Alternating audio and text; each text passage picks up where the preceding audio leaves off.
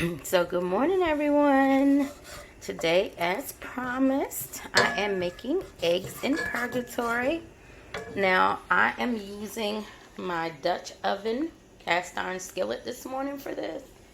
And I also have, got some crumbs there from what I just shook. All right. And I also have a lid that fits on top of my Dutch oven flat. It's a smaller skillet, but it's also the lid for the pot. It's really cool. But what we need to do first is just simmer down the olive oil, the butter, and the garlic.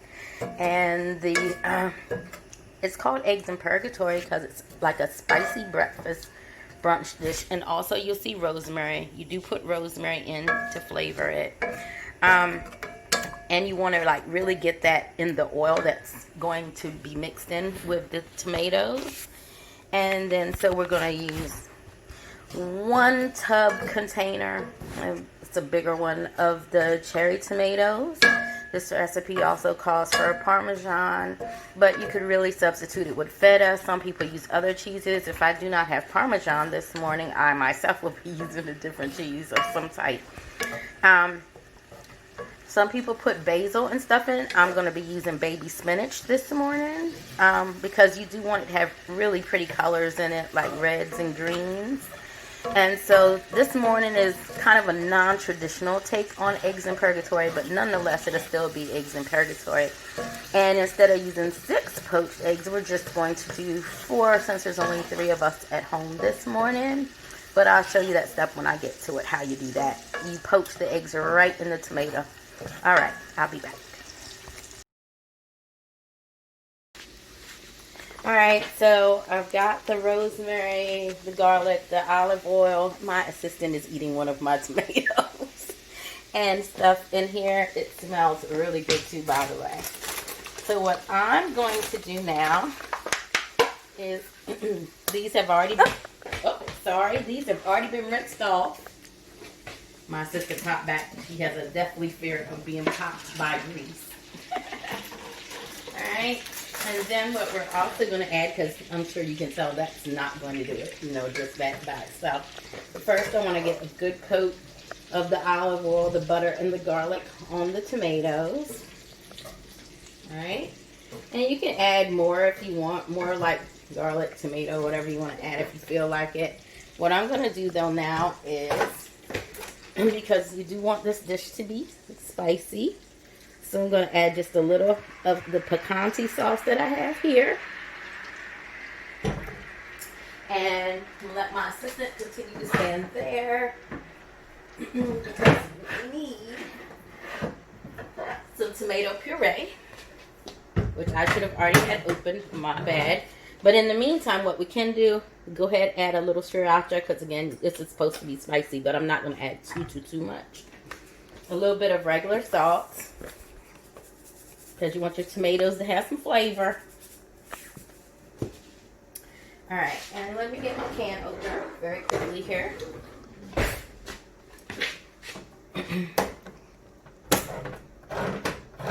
probably takes about 20 to 30 minutes to cook the tomatoes down to the point where they need to be cooked down, where there's enough liquid in here to add the eggs so we can poach the eggs on top. And in those last few minutes is also when I will add my spinach. So in about 10 more minutes, I'm going to come back and add some spinach. But you're just going to get a nice layer of tomato puree in there.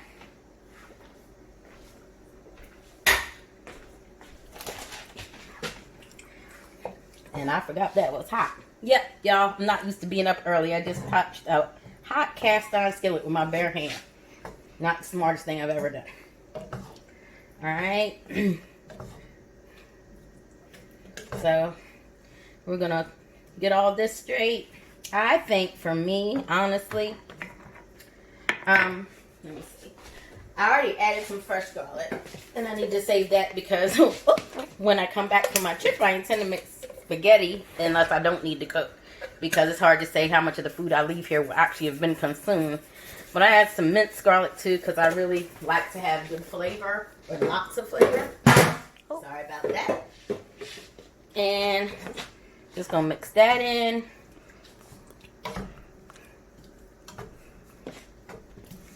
Might add just another drop of sriracha just to make sure it does have some kick. Alright, not too much though. And you can use, usually people use dry crushed red pepper to do this, but I didn't have any here at the house, but I still just want to ensure that it has a little bit of spice, because, I mean, they're not in purgatory if there's not any spice. That's why the dish is named what it is. So I just want to get them nicely under.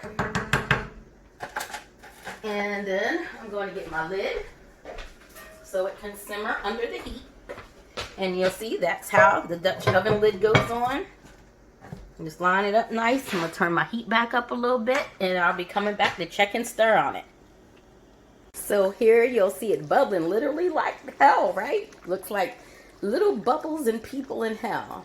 I'm about to add some spinach to get it cooked in there now. It's been long enough. Just a little. Probably gonna mix mine in. And once that's cooked down some, look how pretty that is. Look at the tomatoes. Oh, this is beautiful. I'm sorry, I'm showing you the wrong thing there. But you just look at it. Look how pretty. I'm going to give it a couple more. I like spinach. I think everyone in my house does. Now I know this isn't the usual recipe for purgatory, but you know, you can take things and make them your own. What's important is this tomato base and that it's spicy. That's the absolute most important part of this. Most important part. And because I really want to make sure that we have the spice. Just a little more of that. It's football Sunday. I'm not even sure who's playing, but if the Ravens are playing, I hope they win. That'd be a good thing.